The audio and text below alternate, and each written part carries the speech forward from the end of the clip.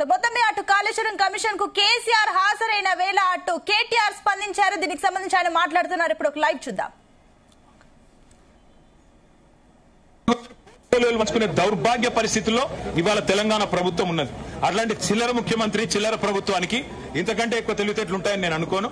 కాళేశ్వరమే కాదు, ఇంకా ఎన్ని కుట్రలు చేసినా, ఎన్ని కేసులు పెట్టినా, ఎన్ని కథలు పడ్డా ముఖ్యమంత్రి గారికి నేను ఒకటే గుర్తిస్తా ఉన్నా, నీ 420 హామీలు, నీ 6 గ్యారంటీల నుంచి ప్రజల దృష్టి నువ్వు మరల్చాలని ప్రయత్నం చేసినా మళ్ళా నీయం ప్రజల తరపున అడుగుతూనే ఉంటాం. నువ్వెన్ని రకాలుగా వేధించినా నిన్ను వదిలిపెట్టాం. నీ కాంగ్రెస్ పార్టీని బొందబెట్టేదాకా వెంటాడుతూనే ఉంటాం. కేసీఆర్ కమిషన్ ముందు పిలవాలి కాబట్టి పిలిచారనుకోవచ్చా? కేసీఆర్ గారు తెలంగాణ చరిత్ర. కేసీఆర్ ను ఇవాళ పిలిచి అది కూడా ఇరిగేషన్ గురించి మాట్లాడటము అంటే ఇది హనుమంతుడి ముందు కుప్పిగంతులు లాంటివి. ఎందుకంటే కేసీఆర్ గారికి ఉన్నంత క్షుణ్ణమైన అవగాహన, వాగులు, వంకలు, నదులు, చెరువులు, వీటి గురించి, ఇరిగేషన్ రంగం గురించి కేసీఆర్ కు ఉన్నంత అవగాహన బహుశా భారతదేశంలోనే ఈరోజు సమకాలీన రాజకీయాల్లో ఏ రాజకీయ నాయకుడు కూడా ఉండదు. మరి అట్లాంటిది కేసీఆర్ గారిని పిలిచి లేదు అడుగుతామంటే హనుమంతుడి ముందు కుప్పిగంతులే అవుతుంది. ముమ్మాటికి నిజాలు అల్టిమేట్ గా తేల్తాయి. ధర్మము న్యాయమే గెలుస్తుంది. అల్టిమేట్ గా కేసీఆర్ గారి పేరు చరిత్రలో సువర్ణాక్షరాలతో తెలంగాణను సాధించిన నాయకుడిగా, తెలంగాణను సస్యశ్యామలం చేసిన నాయకుడిగా చరిత్రలో సువర్ణాక్షరాలతో లిఖించబడుతుంది. ఈ చిల్లర రాజకీయాలు పట్టించుకోకండి. 6 గ్యారంటీలు, 420 హామీల మీదే మనం అందరం దృష్టి పెడదాం. ఖచ్చితంగా రేవంత్ రెడ్డిని, కాంగ్రెస్ పార్టీని తొందరలోనే ఈ చిల్లర రాజకీయాలు అన్ని ముగిసిన తర్వాత ప్రజాక్షేత్రంలో బట్టలిప్పి నించోబెట్టే విధంగా కార్యాచరణ ఉంటది. దానికి మీ మద్దతు పలకాలని రాష్ట్ర ప్రజలకు రేవంత్ రెడ్డి అనే ఒక చిల్లర నాయకుడు, ఒక చిల్లర వ్యక్తికి కేబినెట్ అంటే అర్థం కాదు, కేబినెట్ ఎట్లా పనిచేస్తుందో అర్థం కాదు. ఎందుకంటే ఆయన ఆలోచనలు వేరు, ఆయన ఎజెండా వేరు. ఆయనకు రాష్ట్ర ప్రయోజనాల కంటే, రైతుల ప్రయోజనాల కంటే రాజకీయ ప్రయోజనాలు, రాక్షస ఆనందము, పైశాచిక ఆనందం ఆయనకు ముఖ్యం. ఆయన చిల్లర పని చేసి బ్యాగులు మోసి జైల్లో పడ్డాడు కాబట్టి మా వాళ్ళని కూడా కొంతమంది జైల్లో పెట్టాలనేది ఆయన వికృతమైన ఆలోచన తప్ప ఇంకోటి కానే కాదు. నేను చెప్పేదల్లా ఒకటే, అబద్దం నిజం నిలకడ మీదనే తెలుస్తుంది. నిజం కడప దాటే లోపల అబద్దం అంగిలాగేసుకుని ఊరంతా తిరిగి వస్తుంది అన్నట్టు కొన్ని రోజులు కాళేశ్వరం అని, కొన్ని రోజులు ఫోన్ ట్యాపింగ్ అని, కొన్ని రోజులు ఫార్ములా ఈ అని ఏదైతే డ్రామాలు రేవంత్ రెడ్డి ఆడుతా ఉన్నాడో, ఆయన ప్రభుత్వం ఆడుతా ఉందో, ఇవన్నీ కూడా కేవలం ప్రజల దృష్టి మరల్చడానికి చేస్తున్న చిల్లర ప్రయత్నం. 420 హామీలు, 6 గ్యారంటీలు అమలు చేయలేని ముఖ్యమంత్రి, చివరికి మంత్రివర్గ విస్తరణ చేయలేని ముఖ్యమంత్రి, చివరికి మంత్రివర్గ విస్తరణ చేసిన పోర్ట్ఫోలియోలు కూడా కేటాయించుకోలేని ఒక అసమర్థ ఫెయిల్యూర్ చీఫ్ మినిస్టర్ ఆయన ఫెయిల్యూర్ ని కప్పిపుచ్చుకోవడానికి చిల్లర ప్రయత్నాలు చేస్తున్నాడు. అంతకంటే చేసేదేం లేదు.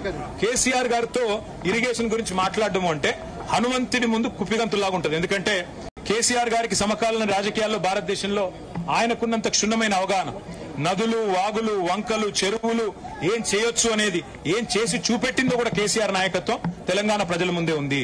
బ్రహ్మాండంగా తెలంగాణను 1,00,00,000 ఎకరాల మాగాణం చేసి వరిధాన్యం ఉత్పత్తిలో పంజాబ్ ను, హర్యానాను దాటిపోయి తెలంగాణ అనే కరువు పాలిత ప్రాంతాన్ని ఇవాళ భారతదేశంలో అగ్రభాగాన్ని నిలబెట్టినందుకు కేసీఆర్ గారికి నోటీసులు ఇస్తారా? లేదా ప్రపంచంలోనే అతిపెద్ద లిఫ్ట్ ఇరిగేషన్ ప్రాజెక్టును 4 ఏళ్లలో ప్రజాస్వామ్య భారతదేశంలో కట్టినందుకు మీరు నోటీసులు ఇస్తారా? దేనికి ఇస్తారు కేసీఆర్ కు నోటీసులు? అన్ని చర్చలు కూడా ఇవాళ కమిషన్ ముందు జరుగుతాయి. ఎన్ని ప్రశ్నలు అడిగినా వాటికి సమాధానాలు సమర్థవంతంగా మేము చెప్తాము. ఇప్పటికే హరీష్ రావు గారి ప్రజెంటేషన్ తోనే కాంగ్రెస్, బీజేపీ నాయకులు ఫ్యూజులు ఎగిరిపోయినాయి. ప్రజలకు కూడా మొత్తం వాస్తవాలు అర్థమైపోయినాయి. వాడు కొత్తగా చెప్పడానికి గానీ మరి అడగడానికి గానీ వాస్తవంగా ఏం లేదు. కానీ సాంకేతికంగా పిలవాలి కాబట్టి పిలిచడం నేను అనుకుంటాను. రేవంత్ రెడ్డి వాళ్ళ మామ దగ్గర కూర్చుంటే మంచిది. పిల్లనిచ్చిన మామ దగ్గర రేవంత్ రెడ్డి 5 నిమిషాలు కూర్చొని బుద్ధి జ్ఞానం తెచ్చుకుంటే మంచిది. సూదిని పద్మారెడ్డి గారు, గీత గారి తండ్రి, వారు చెప్పినారు 94,000 కోట్ల ఖర్చైన ప్రాజెక్టులో 1,00,000 కోట్ల అవినీతి అనేది ఒక తెలివి తక్కువ అంటాడన్నాడు. మరి ఆ తెలివి తక్కువ ఆయన అల్లుడు, మా కర్మగాలి. ఆ తెలివి తక్కువ ఇలా రాష్ట్రానికి ముఖ్యమంత్రి. కాబట్టి మేమనేది ఏంటంటే రేవంత్ రెడ్డి గారు ముందు పోయి వాళ్ళ మామగారి దగ్గర కూర్చొని కొన్ని పాఠాలు నేర్చుకుంటే మంచిది. కాళేశ్వరం ప్రాజెక్టు విచారణ పూర్తిగా అయిపోయిన తరుణంలో మళ్ళీ 2 ఏళ్లు పొడిగించి కేసీఆర్ ను ఇటు హరీష్ రావును పెంచినటువంటి సందర్భం కనిపించింది. దీన్ని ఎట్లా చూస్తుంది? ఖచ్చితంగా కక్ష సాధింపు, రాజకీయ వేధింపు తప్ప ఇందులో ఏమీ లేదు. నిజం నిలకడ మీద తేలుతుంది. ముమ్మాటికి అల్టిమేట్ గా ప్రజాక్షేత్రంలో, న్యాయస్థానాల్లో ఎక్కడెక్కడైతే ఇవాళ ఈ విచారణను, ఈ వేధింపులను ప్రజలు గమనిస్తున్నారో, 1,00,00,000 ఎకరాల మాగాణం చేసి పంజాబ్ ను, హర్యానాను దాటే విధంగా తెలంగాణలో వ్యవసాయ ఉత్పత్తి పెంచిన కేసీఆర్ గారి మీద వేధింపుకు పాల్పడితే తప్పకుండా ప్రజాక్షేత్రంలో ప్రజలు బుద్ధి చెప్తారు. ఏడాదిన్నర కాలంగా ఒక ప్రాజెక్టు డిపిఆర్ గానీ కనీసం శంకుస్థాపన గానీ ఒక ఇటుక పెట్టి కట్టే దాఖలాలు లేవు. ఎట్లా చూస్తారు కాంగ్రెస్ పార్టీ? ఎట్లా చూసేదేముంది, ఇటు కూలగొట్టడానికి వచ్చింది తప్ప కట్టనికి రాలేదు. ఈ పేదల ఇండ్లు కూలగొట్టడం, ఇట్లాంటి ప్రాజెక్టులు కూలగొట్టడం, విధ్వంసకరమైన ఆలోచనలు, రాజకీయ వేధింపులు, కక్ష సాధింపు తప్ప ఈ సన్నాసికి ఏమి చేత కాదని అర్థమవుతా ఉంది. అందులో అర్థం కాకపోవడానికి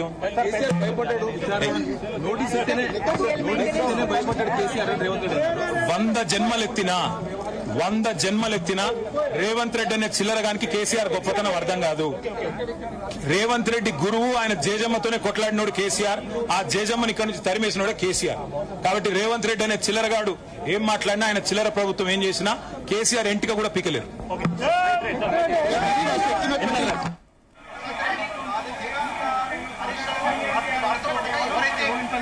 మాత్రమే వాహనంలో ఇక్కడికి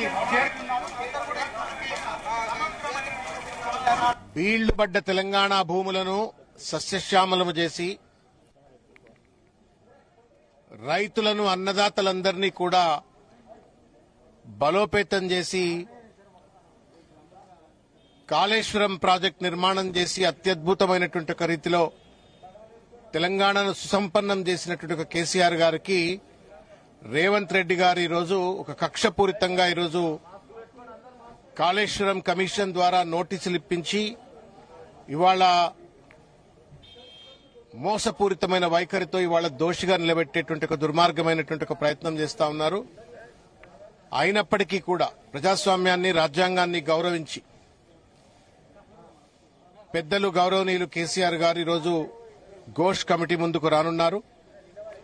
నిజానిజాలన్నీ కూడా తేటతెల్లమవుతుంది. ఇవాళ రేవంత్ రెడ్డి కాళేశ్వరం ప్రాజెక్ట్ కట్టకుండా, రిపేర్ చేయకుండా చేస్తున్న మోసం గురించి కూడా ఇవాళ ప్రజలకు తెలిసేటువంటి ఒక పరిస్థితి ఏర్పడుతుంది. కాబట్టి ఇది ఒక పెద్ద దుర్మార్గమైనటువంటి ఒక చర్య. దీన్ని తీవ్రంగా ఖండిస్తున్నాం.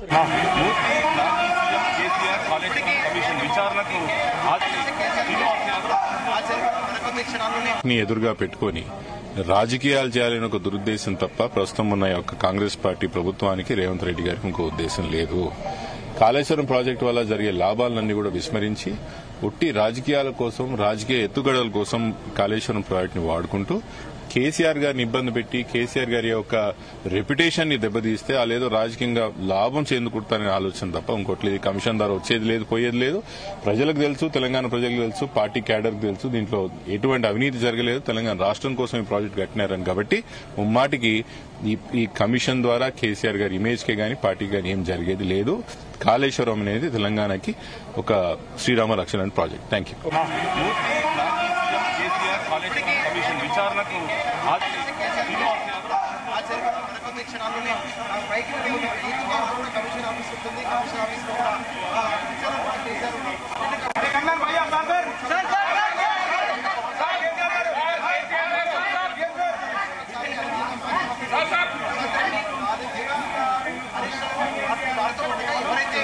సంతోషం మాత్రమే వాహనంలో ఇక్కడికి చేరుతున్నారు.